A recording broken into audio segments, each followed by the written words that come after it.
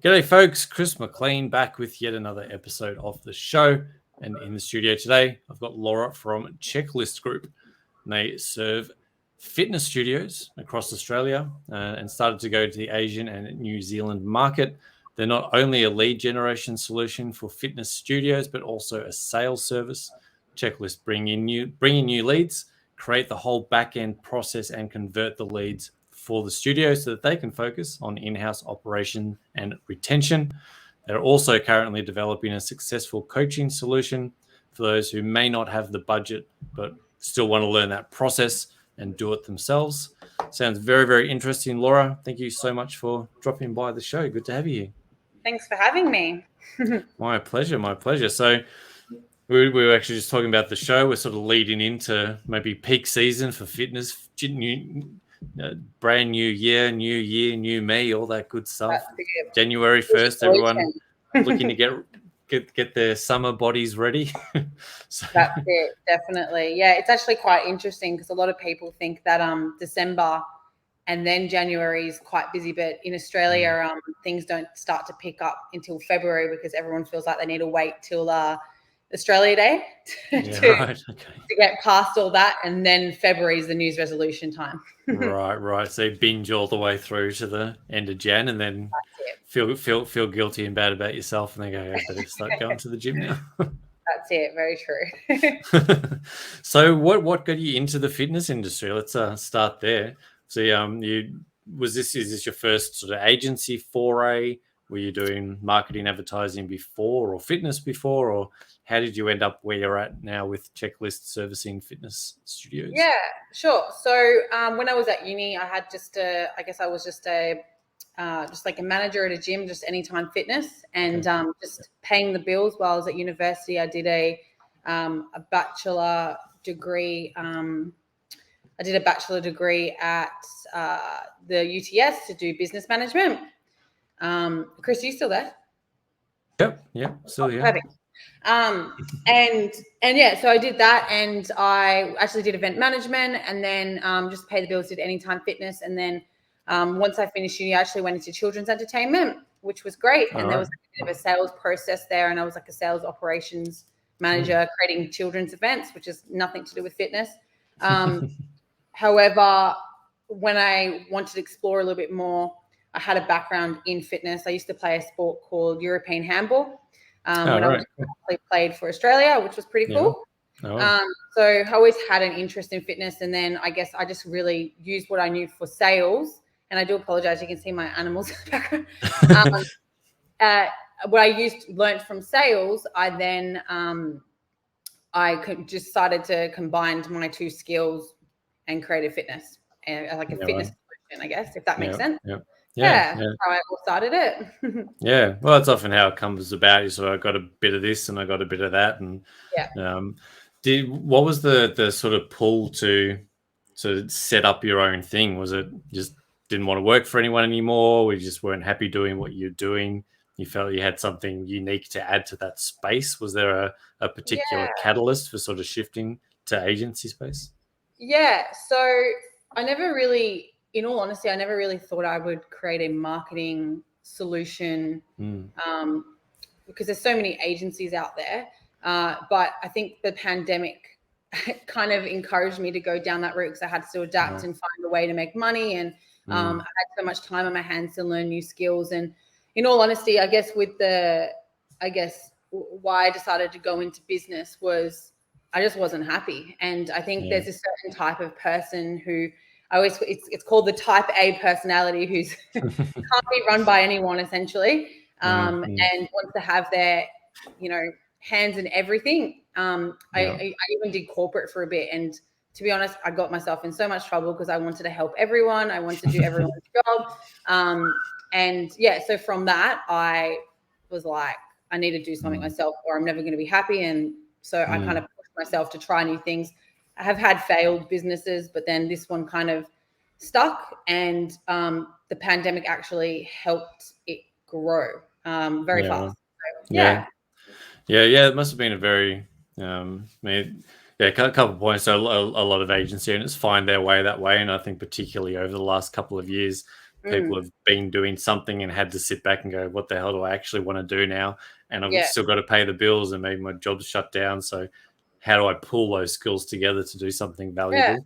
That's sort of the first part. So yeah, that's really interesting way to get into it. And a lot of agency owners come to agency business that way, even if they don't have sort of marketing advertising backgrounds. Like, I want to contribute something, and then finding someone you can go out and help do that with, particularly over the last couple of years. Interesting to, obviously gyms have been, particularly here in Melbourne and in Australia, gyms have, and all around the world, gyms have been a very, very hard business to be in. As soon as there's lockdowns, they're one of the first to sort of get shut down and locked down and closed down and restricted. So how have you been able to support gyms? Has it been more online activities?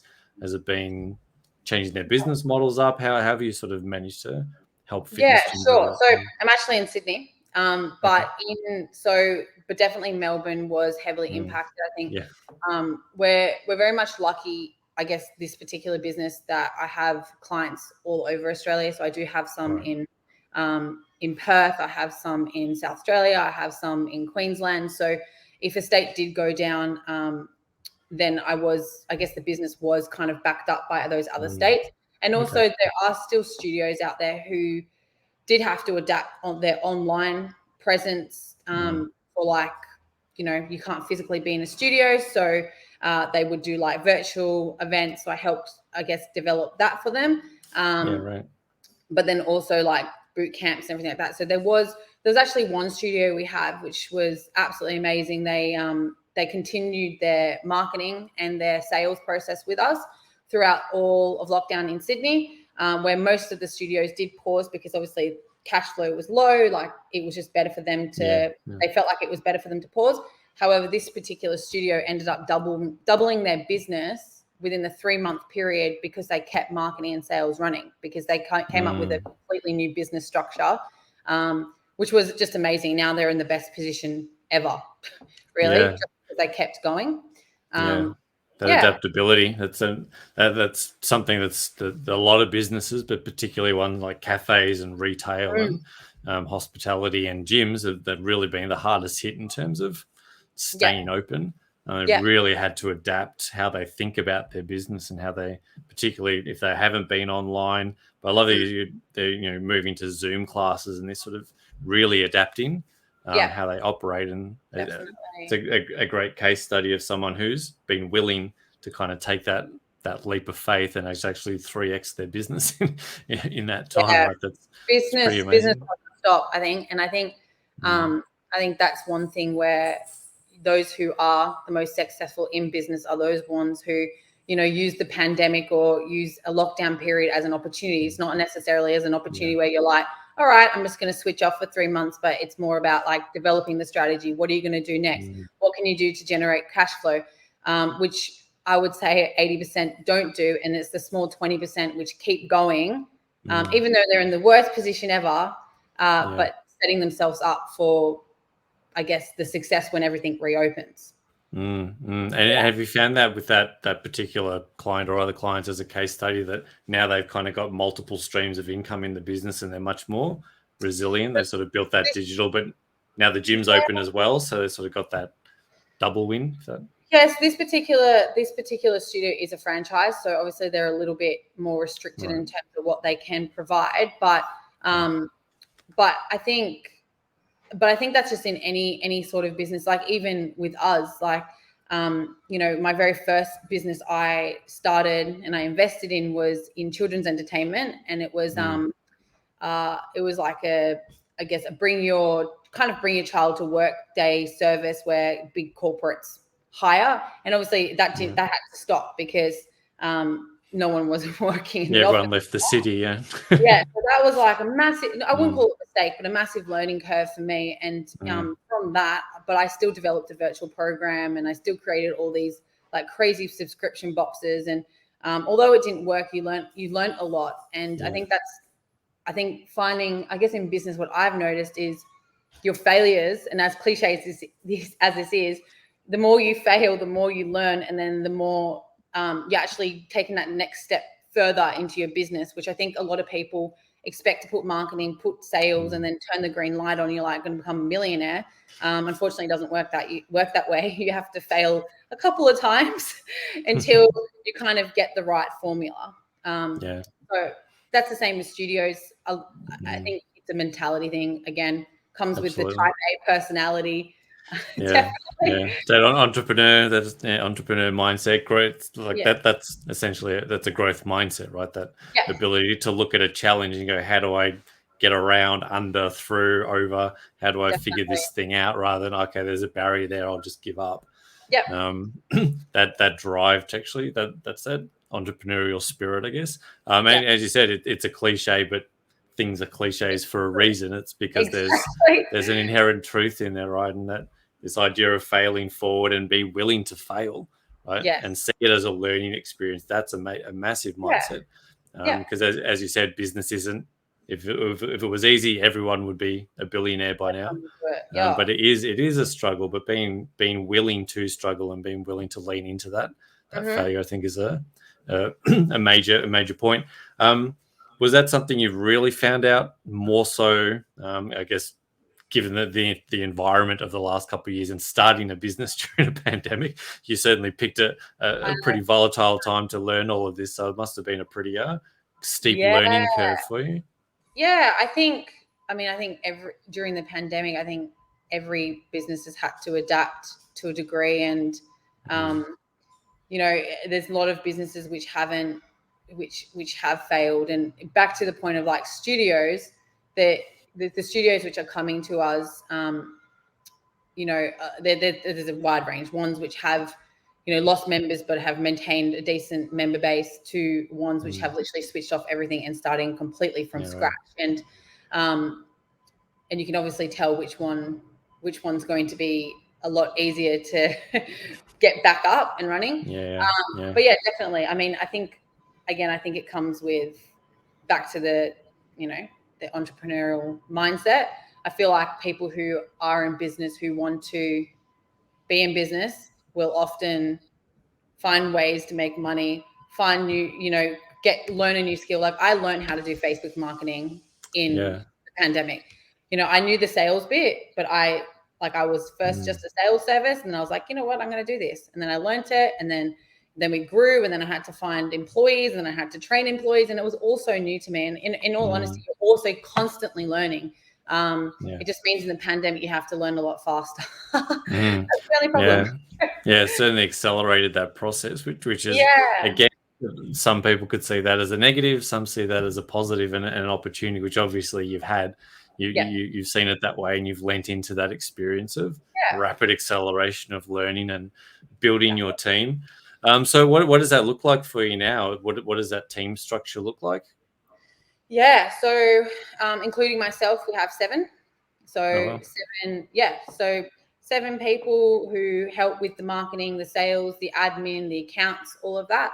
So from the very beginning of the pandemic, starting back in 2000 and was it 2020? 2020. It was just me. It was just me, and I was kind of juggling it. And then within about a month, it literally took off.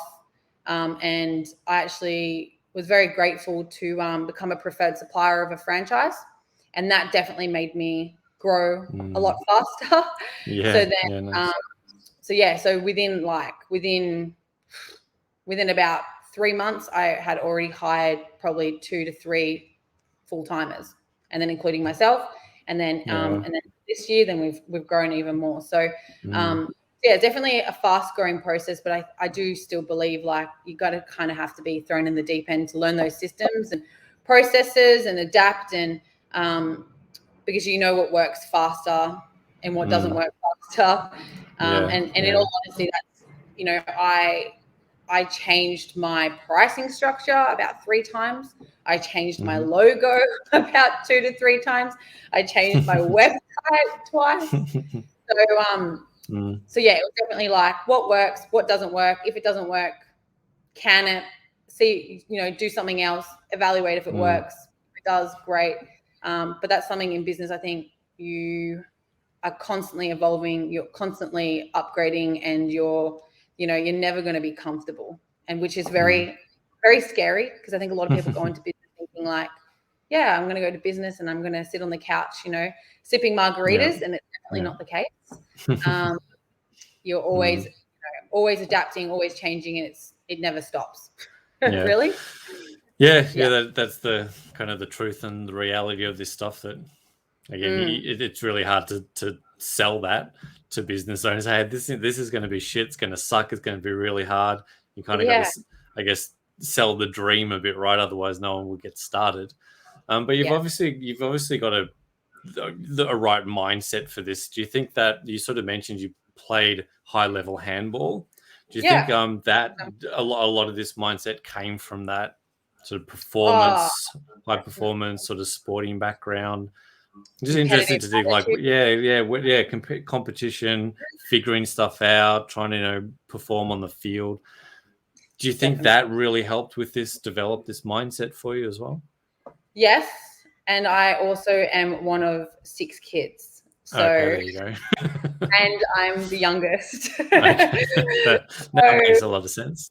And they all played handball as well. So it was a very competitive household. My dad was in business himself, but he was like a bit of a controller like myself. So he didn't hire anyone. He did it himself. He felt like he could do it himself. And he was very successful in what he did. And then I guess his influence influenced me. And then in my crazy family, who I'm the youngest, and it goes up to 37 years of age. And it's been in a big household. I tell you what, you get bullied. You got to compete. You get bullied, and you get forced into trying to, beat them in cross country, beat them in swimming lessons. And so I think that's probably where I would probably say it's probably come more so. No, that makes a lot of sense now, coming from competition, and I guess having to figure stuff out, right, as the youngest in the family, or in a family that size. You're always kind of reorienting and changing yourself and adapting to those sort of live wire situations. I'm interested in why was, I guess, you get into handball because that was in the family? Is handball also like a massive thing in Sydney? Was it just that just happened to be the sport that your family was involved in, and you enjoyed it as well? Handball's not very popular here.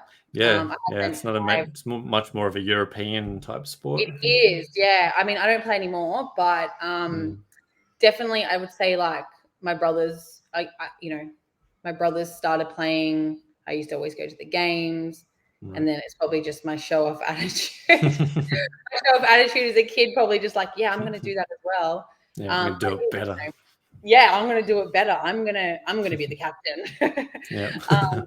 So I think, probably just because, in all honesty, probably because they did it, as that's probably what influenced it. I mean, there's no regrets there. I've had some great experiences. I used to play soccer as well as a kid, but again, because my brothers played. Having 3 brothers, and it's like a bookcase between me, my sister, and then my 3 brothers in between. Right. We used to always have host mini Olympics between us, and it was ridiculous, like marathons. And here I am, like a 7-year-old, trying to keep up with my, 14-year-old brother, which never worked, of course. But I think probably family, brothers, they make you tough. Obviously it gave you some that toughness and that grittiness and resolve and resilience to face challenges and overcome stuff, and you said see obstacles as something to move through and around and sort of figure yourself out, rather than stop and go, well, I've hit a barrier, now I'm going to stop. Obviously that competitive drive, something that served you really, really well. Getting sort of back to that team, what does that team structure look like? Are you fully remote agency? Are you all locally based? Are you offshore, onshore? What's the structure of that team like for you? Sure. So again, back with adapting and changing the processes on an ongoing basis. At the moment, I think we've mastered the structure. I did have an office in Sydney, but after having the office for a year, I decided there was no point. because it was just, there was no point in it. And I might as well just put that money into other things. So we completely went remote. We don't need, the team doesn't need to be here. Like they're all very, self-motivated people. So I've got one person in Victoria, one person in Perth, which is great. Two people in Sydney, and then myself. And then I do have two Filipino virtual assistants who are actually very heavily involved. I know a lot of people outsource, but if you find the right one, they're amazing. I wouldn't be able to do the business what I've got here, and they help do the website and things which I don't have time for, and which they're far better than me at. So, Yeah, that's another interesting point. When you, as agency owners, we often start as the craft. We start as everything, right? We're making coffee, making sales, building the website, doing the marketing, updating social, and trying to deliver and onboard clients and do all of the things. Was that sort of, has that been quite a conscious process for you? That you went, I'm great at this, and I'm going to backfill everyone else, or was it really that as you grew, you sort of went, okay, now I can sort of put some budget over here and hire someone to do this thing that they might be better at it than me? Was that quite conscious for you? Were you always quite aware that you wanted to do a particular part of the business, or was it more just a natural evolution? Yeah, I mean, if I could, I would do it all, but it's just not possible. So only recently, probably in the last, I'd probably say the last 6 months, I've really tried to create the structure a lot more. So I've got like a sales manager who manages the team. I've got account managers. I've got a specific person only dedicated to marketing. I used to have a split role and it just did not work, but purely because I've got a baby on the way. So so I need to be able to do that, so then I can focus on what I'm good at, because reality is I can't jump on calls all the time. I can't do marketing all the time. So it's better to have someone. It's also fair for my clients to have someone who's dedicated. And we work very differently compared to, I guess, larger agencies. I mean, we're still a small team. For example, with Facebook advertisement, you'll have larger organizations who will, switch your ads on and that's it. Leave it for a month while we literally monitor them every single day, make changes where needed, contact the client. We have like a full Slack. I don't know if you know Slack, but Slack communication system. We literally in touch with our clients every single day, not just through email once a month. So I really needed to be able to delegate to make sure quality maintained. And as we got bigger, as we bring in more clients in studios, we can make sure that we're servicing them the correct way, rather than just having a small piece of the pie. They feel like they've, that we're a part of the team. That's the cliche I've got, is we're not just we're an extension of your team. We're not just an outsourced service. We're like as if we're there with you the whole way. Yeah. And has that process of sort of handing over and delegating and deferring work, was that quite difficult for you as this sort of type A control freak? You want to do everything. Has that been difficult to 100%. Not to delegate, but delegate and ensure quality? Like that's always an interesting piece. So you can delegate to anyone, but if they do a shit job, then you're always going to be doing more work, checking in. How have you sort of managed that, delegating it but maintaining the quality at the same time to your standards? Yeah. I mean, I think my sister, she's in HR actually for a large company, and I was talking to her about this because this is what she does. And I think my mentality, my type of personality, and I think anyone who's a business owner wants to have that full control, wants it done their way, wants it, as much as we don't want to call it a micromanage, but the reality is they are capable of doing it. Like, I have full faith in my team. My team are amazing. The people who I've got currently on board are just the most super qualified, love their clients, love their work, love their jobs. And I think that to me is motivation, and hustle beats the actual skill. They will learn on the job. So if they feel like they can do it a different way, sure, I'm probably going to be sitting in the corner. Fetal position, I hope this way. Fetal position, worrying about it. But reality is, like, just because I've done it a certain way doesn't mean it's completely the right way. And although I've got that mentality, yes, it's still difficult, but I rather them during this slower period learn it. So they've had to learn it for like 6 months anyway. Learn, adapt, make errors, make changes. As long as you're servicing our customers correctly and being honest with them, and letting them be aware of every situation. Most of my clients specifically are pretty reasonable. Like, as long as they can see that you're doing a good job and you're trying your hardest, that's often enough. And of course, results come from that anyway.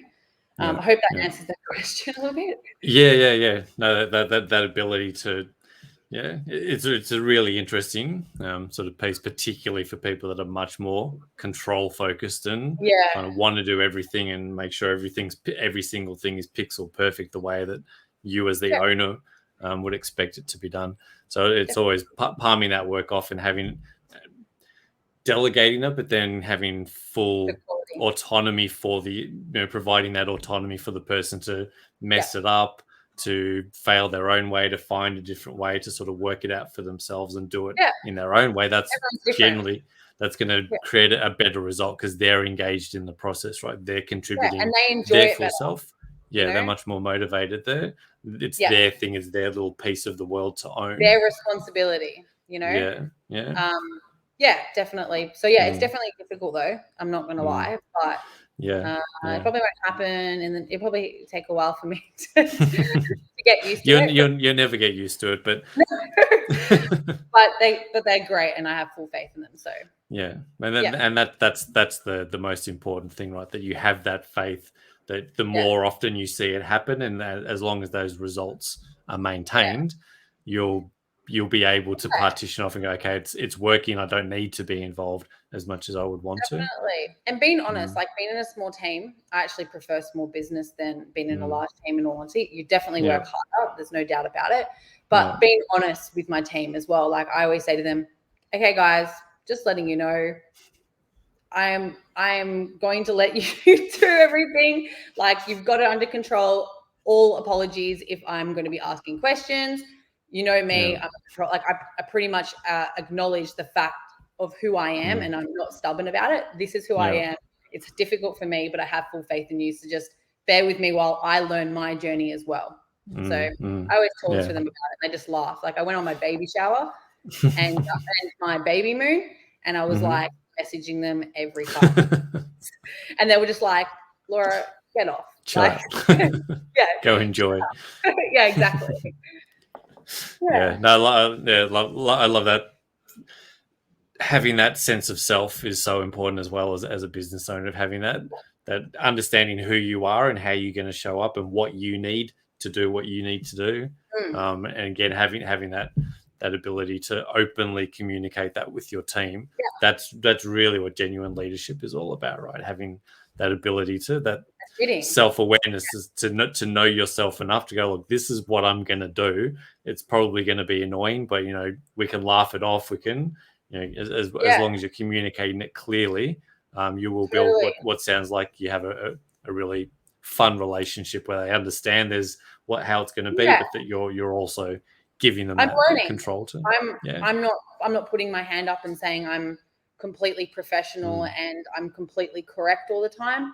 I think I've worked with and I've been involved in businesses which put this big professional, it's mostly happens in corporate, in all honesty, but you put the big professional face on, like, oh, this is how much I make, this is what I'm like, I know better than you. Like, it's all about hierarchy, and I just don't think that's the way to approach it. For sure, don't get me wrong, sometimes it can bite you in the ass if you're not in a hierarchy position, but I'd much rather be ethical, honest, and if it bites me in the ass, I know that in the future it will serve me. So that's the way I'm with my clients as well. Super honest. I'm on their level. I'm not any better than them. They're not better than me. It's like everyone's just a part of the team. We're all trying to achieve the same outcome. Yeah. Really? I love it.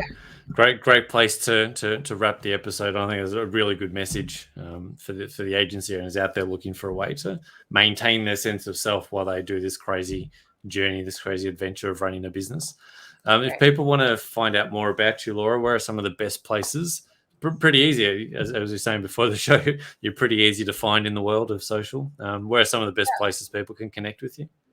Yeah, just literally going to the website, thechecklistgroup.com, and then obviously, any of the socials, just send us a message. We're more than happy to touch base. And how it usually works is jump on a phone call, and then very casual, nothing too formal, and then we kind of come up with a strategy if needed, or if anyone wants to touch base and see more about what we do, then that's awesome too.